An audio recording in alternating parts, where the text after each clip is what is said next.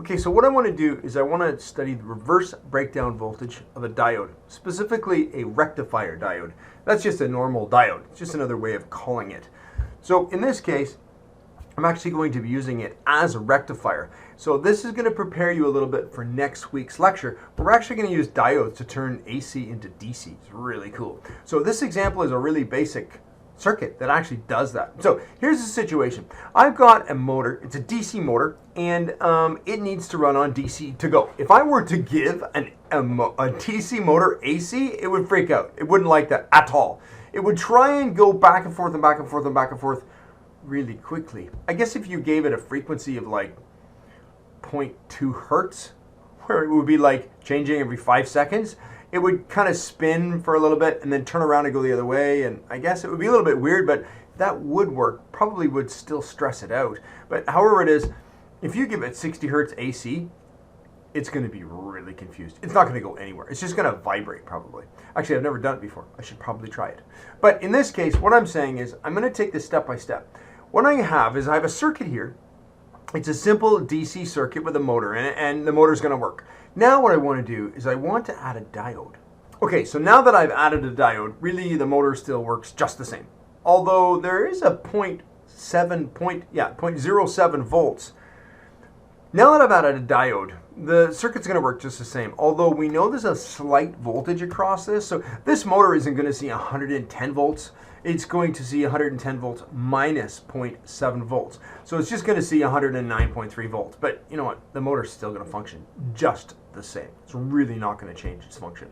So there you go. That's not a big deal. We can put a diode here. Now in this case, there's really no need for the diode, but I'm working towards a rectifier. Now, I did mention something about AC. Let's put this motor connected to AC and discuss what could be happening. Okay, so we have a problem. Here we go. We've got a motor that's connected to DC, and a DC motor that's connected to AC, and say it's 60 hertz. It's really going to be freaking out. It's going to be vibrating really quickly. The motor is not going to be turning around. The motor is not designed for AC. We have a problem. So, but why would I possibly hook it up to AC? That's stupid. Well, there's actually a reason. There's a method towards this. What if we only had an AC source? What if we didn't have a battery? What if we didn't have a variable DC power supply? What if we didn't have a solar panel? What if we didn't have DC for whatever reason, but we had lots of AC? Well, we could put a diode in there and turn AC into DC. Yeah, watch this. So by sticking a diode in here, what's going to happen is that diode is going to block when this goes positive to negative and then negative and then positive to negative, it goes back and forth and back and forth. So what's going to happen is at some point this side is positive and that side's negative, and the current will flow this way, no problem.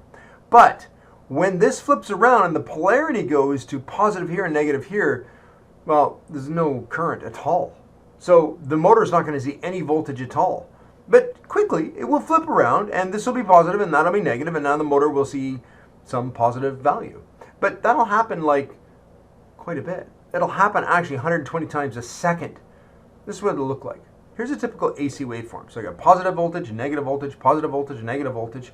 And I have, aspects here that I can look at. I've got peak to peak, I've got RMS and all that stuff. If I stick a diode in here, it ends up looking like this. What's happening is that this part of the waveform here, this waveform that would have been, down here, is, it just won't go through. That part of the waveform will not go through. So I'm only getting the positive half. So actually this is DC. I've actually turned AC into DC, and now my motor will run. Now, we did start talking about reverse breakdown voltage. Well, that happens to do with the maximum amount of voltage that this motor will see where the diode is reversed biased. So I've got a couple things going on now. I've got my circuit, and I've got my AC waveform where I can analyze my AC waveform. So if my AC waveform is 110 volts, if you just say, this is a 110 volt AC waveform, that means it's our RMS value. So the RMS of this AC waveform is 110 volts. That means the peak is 155 volts. Yeah, because I'm going to divide 110 by 0.707, and I'm going to get 155. So I've got 155 volts at some point peaking, and that is also going to be on the negative side. So down here, this maximum negative value will be being applied to this in reverse biased. So if this diode is only rated for maybe 110 volts or maybe even just 100 volts reverse bias, it's going to blow. It's not going to be happy.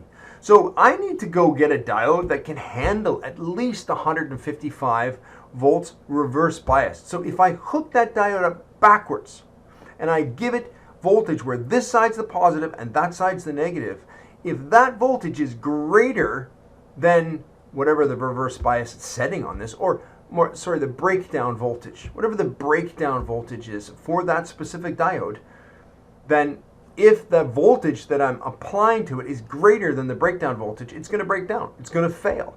It can only handle so much reverse voltage. Any diode can only handle so much reverse voltage. Think about it. If you hook a diode up and you say, okay, current, go this way through the diode. You've connected it forward biased, so the current can go through it. It'll be no problem. But if you hook it up in reverse bias, it'll stop the current. But at some point, there's this maximum voltage where it just like breaks down. It goes, I can't handle this. I can't handle this pressure anymore, this push anymore. Forget it. And it breaks down. And then it just actually allows current to go through. That's what happens when they break down. Sometimes they actually blow. So you never really know what's going to happen to a diode. If you max it out, you reverse bias it beyond its reverse breakdown voltage. So in this case, if this diode is only rated for 100 volts reverse breakdown voltage, it's going to blow. Because this guy right here, it's this 110 volt RMS is actually producing a peak value as a negative value of 155. So that's what's going on here, and that's how you can solve this quiz. And I think that's it. Okay, bye.